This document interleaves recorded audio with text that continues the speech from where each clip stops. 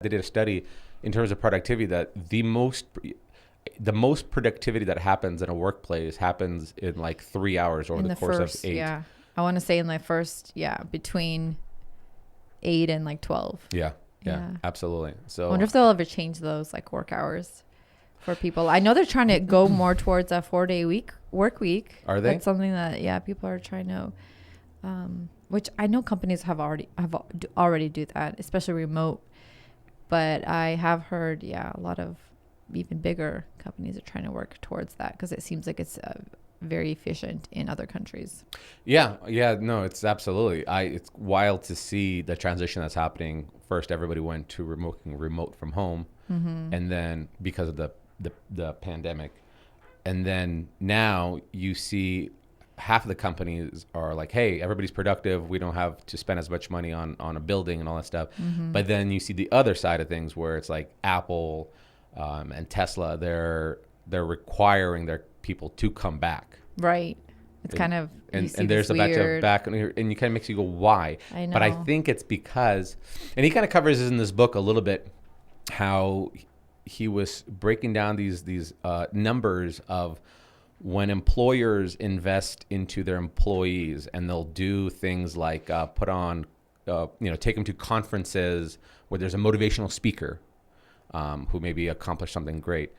That stimulates that employee to kind of set the bar higher, or you get motivated from it. So you're essentially investing in your employees versus, I think the fear is when people work from home, yes, their quality of life improves and mental health improves, but the drive and creativity, I think, decreases on the employer's side of things in terms of productivity. I guess, yeah, I never thought about it that way because you always hear from the actual employees who are working at home that are loving it, Correct. the remote work. But I wonder if the employers are expecting a certain level of, yeah, like creativity or like Correct. motivation, and it's not as much there anymore. And so this is kind of circling back, the whole looking at problems from a different perspective. That drive of creativity is usually within a particular workplace environment, right? You have meetings after meetings, groups after groups of Right. people who are pushing the other people to kind of keep them accountable. And even a little bit of like that competitive side where you're like, well, that person's like excelling really well. I want to do that too. But when you're not seeing it, it would be interesting to see if there is any kind of research that's showing that people aren't working towards a higher level of like in their job. Their or if potential? they're- Is that what you're saying? Yeah. Well, I mean, there has to be, because you have productivity numbers. That's why they do They annual still reviews. do that, yeah. They do annual reviews. Well, hey, last year you sold X. To this year, you're a little bit low. What's the reason? So do you feel like it's then strictly for motivation, these companies that are trying to get their employees back into office I think they're trying to spaces? create. I think those spaces create an ecosystem of a drive, and They want to maintain it. correct. So imagine this. Imagine you live, and you always kind of hear this when you're in New York. New York is so busy constantly, 24/7, that you can't be there and not be striving towards something. Especially Right. how expensive it is to live Everybody there. feels that buzz. There's a buzz. There's the same buzz in LA where everybody's struggling, trying to make something of themselves, right? But then now you take that same person in this drive mentality, and you put them working remote in a beach in Hawaii. Chances are that person's going to make their life more healthy, but there's not going to be as much drive for anything because you're just kind of living that paradise mindset. Interesting. I wonder if it's also more single people that are willing to like go back to the actual office space, because it seems like the friends I know who have families would love to stay remote in their positions because they like the flexibility with like children and you're like home more. It would be interesting to see because my brother is going back to Seattle for work because they're having everybody to come back, and it's a big company. Yeah.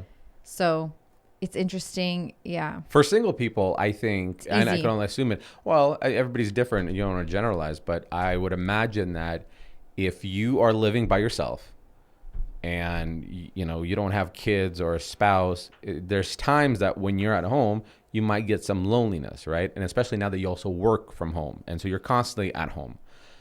And so I think by having a workplace to go to, you have interactions that are with other people. Now you have social aspects of it. The people as you well maybe as go the get lunch motivation. with, the people who you have workplace humor and stuff like that. Those are and then when you come get off work and go home, it's nice. You're unwinding for the last couple hours of the evening, and then maybe after that you'll go cocktails with drinks or something like that with your friends. That's what I would imagine being a single person in the city. Is that what you want? That's such. Is that your dream? That's a Sex in the City. He's like, this is what I would do if I was single. If I was Samantha right now, I would go out with the cocktails with the girls. Yeah, it's very interesting to see how much it's all changed since COVID. Yeah. It's COVID was a wild thing where, because it hit the entire world, it started redefining cultural shifts. Mm-hmm. It's I think before we always thought this is how things are, and that's just normal, because since we were born, that's what things were. I think after COVID, it made us question absolutely everything. It made us question authority. It made us question science. It made us question, well, depending which side of the coin you fall on, but then also made us question what's important, what's not. Priorities shifted. Yeah, health. People started taking health more. I'm sure there's a number out there of how many people post the pandemic started improving their quality of life. Hey, thanks for watching our Next Door Neighbors podcast. And be sure to capture the full episode anywhere podcasts are streamed, and including our YouTube channel, Next Door Neighbors.